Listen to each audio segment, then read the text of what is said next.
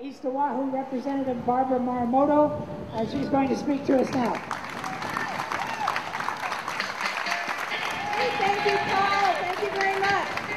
Senator Sam Sloan was up here, and the way he told it, you'd think that Sam would be the only one who's voting no on taxes, but your entire Republican caucus is like this. Knee-jerk, no on tax increases, right? We don't like them at all. And during session, early in the session, there were some bad tax increase bills that passed, and they were overridden during session. So if you remember, there was a conveyance tax that went up just when our real estate market is really softening. There was a hotel tax increase, which was, comes at a time when our tourist numbers are down. There was an income tax increase that taxed our more successful citizens, and the governor vetoed these bad bills. The tax and spenders overrode them, but your loyal opposition, the Republican caucus in the House and the Senate, voted no. We were totally overwhelmed, but we lost that vote. This will happen again probably tomorrow.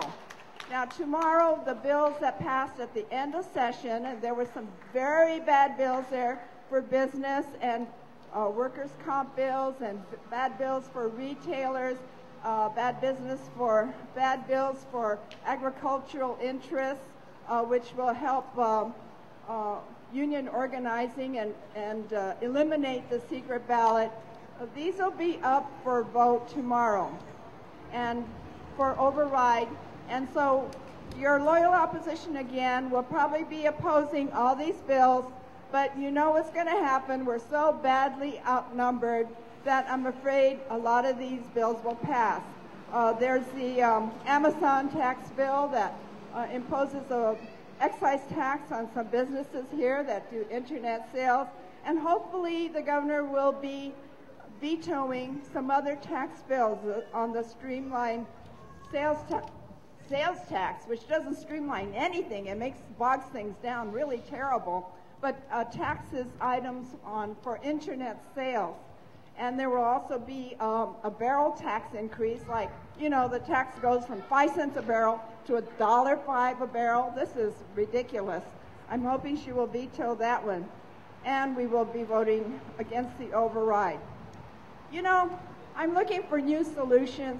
And I heard Rick Hamada this morning and discuss about the bad reasons to bust into the hurricane fund. It's a bad idea because we need that money to back up our wind insurance on our homes. So that's not a good idea. We've been getting heavy email from union members who want to increase the excise tax, and that's a worse idea. It can't imagine anything that's more corrosive and invasive and just hurts our entire economy. I say, let's get the money from the train tax. Let's use that money because we're not using it right now. It's a good idea, thank you. I know you like the idea. Hey, that's $160 million a year that we're turning over to Muffy. And yes, he's paying some consultants now. But I say we could use it now to, keep our schools open, our libraries open, and for really good uses. That's not just paying, frittering money away. I say we look for new funds to dip into rather than raising taxes, which is just the absolute wrong thing to do. Now, keep the law on the books if you want, just in case you're one of these people who likes the train, or extend it a couple years at the other end. But meanwhile, we don't really need construction money until 2012, so why not? Look for good solutions. I thank you for coming here. Thank you for supporting us, and aloha. Bye-bye. Representative Lynn Finnegan is the head of the Minority Caucus, and I'm going to have her speak now. Representative Finnegan. What? Thank you, Paul. You guys, let's give a big hand to Paul, who's worked so hard at doing this with overtaxedhawaii.com. Oh, I'm sorry, I'm taking up my time.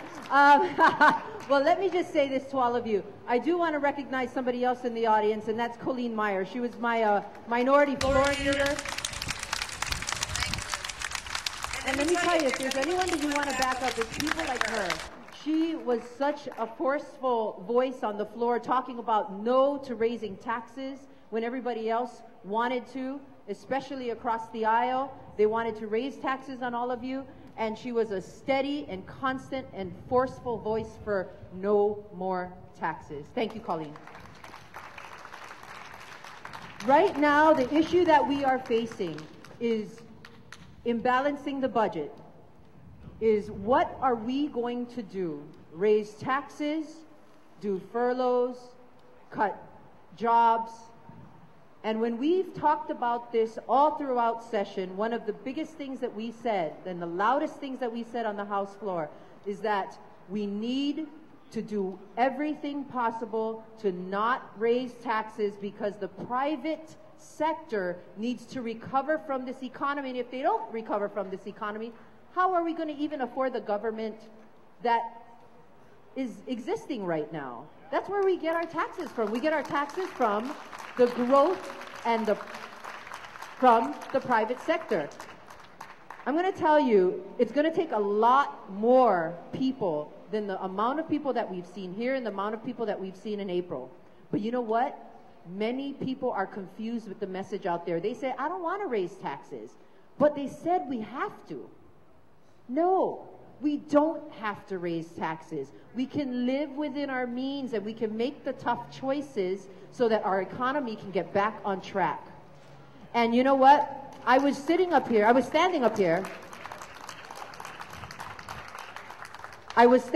and I was talking to a fellow. Ray, where are you? Ray, raise your hand. And right before I came up here, Ray is a part of the HGEA. Ray was talking to their union bosses, and there are many people like Ray that have said to the union bosses, no, let's not raise taxes. Let's figure this out. And when I said, who do you work for? And I'm expecting, you know, okay, well, the HSTA teachers or whatever. He told me he works in the education system, but you know what his first answer was? I work for the kids of Hawaii. Ray, if my eyes didn't well up when I heard that, because that's what we need. We work for you. The people in this government work for all of us. And we need to make sure that we hold people accountable and we do what's best for the economy. I know we said 3 minutes, so I'm going to say mahalo to all of you for being here. Visit these websites, get connected with people, and tell them what you feel, because that's the only way we're going to multiply. Thank you, and mahalo.